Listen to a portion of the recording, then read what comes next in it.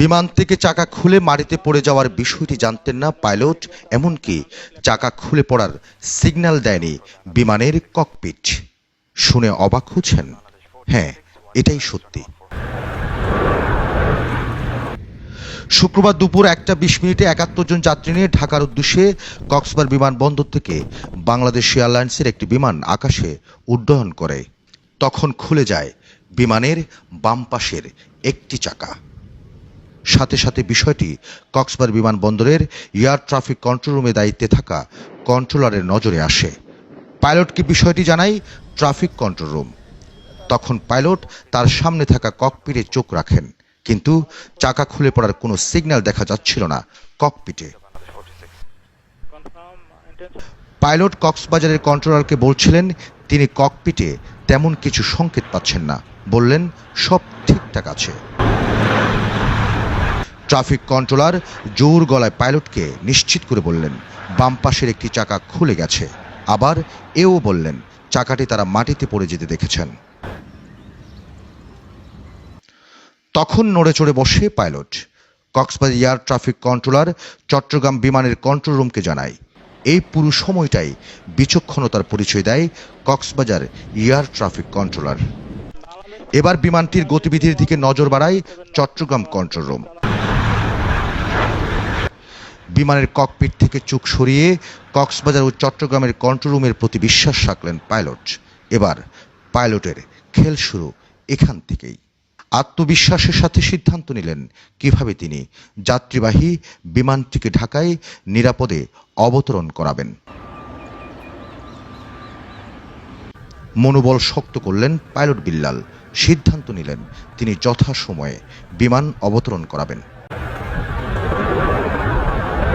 বিমানবন্দরের পাশে শুক্রবার দুপুর 2:19 যখন বিমানটিকে দেখা যায়, তখন পাইলটের সঙ্গে অবতরণের বিষয়ে যোগাযোগ করছিল ঢাকার হজরত শাহজালাল আন্তর্জাতিক বিমানবন্দরের এয়ার ট্রাফিক কন্ট্রোল রুম।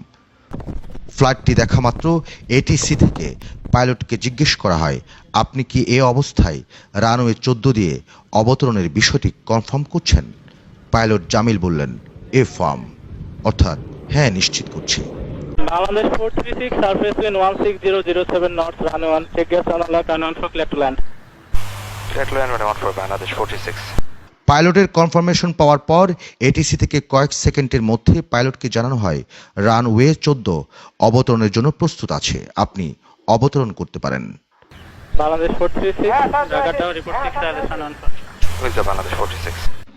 একদিকে যখন পাইলট এবং এটিসির কথোপকথন চলছিল, রানওয়ের চারপাশে অবস্থান নিয়েছিল ফায়ার সার্ভিসের কয়েকটি ইউনিট। বিমানের ফ্লাইটটি পুরোপুরি থামার পর এটিসিকে পাইলট বললেন, আলহামদুলিল্লাহ, আমরা নিরাপদে অবতরণ করেছি। কন্ট্রোল টাওয়ারকে অনেক অনেক ধন্যবাদ, আপনাদের সহযোগিতা ছিল প্রশংসনীয়। Bangladesh 436, alhamdulillah, landed safely. Thank you very much, really appreciate it. Tower থেকে বলা হয়, আপনি কি কনফার্ম করছেন আপনি নিরাপদে অবতরণ করেছেন? পাইলট জানান, হ্যাঁ, আমি আবারও নিশ্চিত করছি। টাওয়ার থেকে আবার জিজ্ঞেস করা হয়, আপনি কি কনফার্ম করছেন সবকিছু একেবারে স্বাভাবিক রয়েছে? পাইলট বললেন, এভরিথিং ইজ অ্যাবসলিউটলি ফাইন, সবকিছু ঠিক আছে। Bangladesh 436, follow Sierra 1, confirm operation normal. Everything absolutely fine. Tower বললেন, আলহামদুলিল্লাহ। Alhamdulillah, thank you. টাওয়ার বলে, আলহামদুলিল্লাহ, ধন্যবাদ আপনাকে। Bangladesh 436, copy, alhamdulillah, thank you. Pilot বলেন, আপনাকে অনেক অনেক ধন্যবাদ। কক্সবাজার এবং চট্টগ্রামের এটিসিকে আমার পক্ষ থেকে ধন্যবাদ জানাবেন। এটিসি থেকে পাইলটকে বলা হয়, আপনার বার্তাটি কক্সবাজার ও চট্টগ্রামে পৌঁছে দেওয়া হবে, আপনি ট্যাক্সিওয়েতে অবস্থান করুন। Thank you very much, and please convey my regards to Cox's and Chattogram as well. Copy, sir, we will provide the message. Taxi Sierra 1, contact ground 118. Fire সার্ভিসের একজন কর্মকর্তা জানান, এ ধরনের ক্ষেত্রে সাধারণত পাইলট বিমানবন্দরের চারপাশে চক্কর দেয় এবং কিছুটা তেল পুড়িয়ে অবতরণের সিদ্ধান্ত নেয়। তবে বিমানের পাইলট তেল না পুড়িয়ে প্রথম চেষ্টায় অবতরণ করতে চান, এতে আগুন লাগার কিছুটা সম্ভাবনা থেকে যায়। তাই ফায়ার সার্ভিস সেভাবে প্রস্তুতি নিয়েছিল। ফ্লাইটটি সম্পর্কে বিমান বাংলাদেশ এয়ারলাইন্স জানায়, বিমানের ফ্লাইটের pilot in command captain Jamil Billah ও তার ক্রুদের দক্ষতা ও বিচক্ষণতায় ফ্লাইটটি অবতরণ করে। ক্যাপ্টেন জামিল বিল্লাহ রয়েছে ৮০,০০০ ঘন্টা ফ্লাইং অভিজ্ঞতা। বিমান কর্তৃপক্ষের একজন ঊর্ধ্বতন কর্মকর্তা বললেন, কক্সবাজার এয়ার ট্রাফিক কন্ট্রোল রুমের বিচক্ষণতা ছিল প্রশংসনীয়।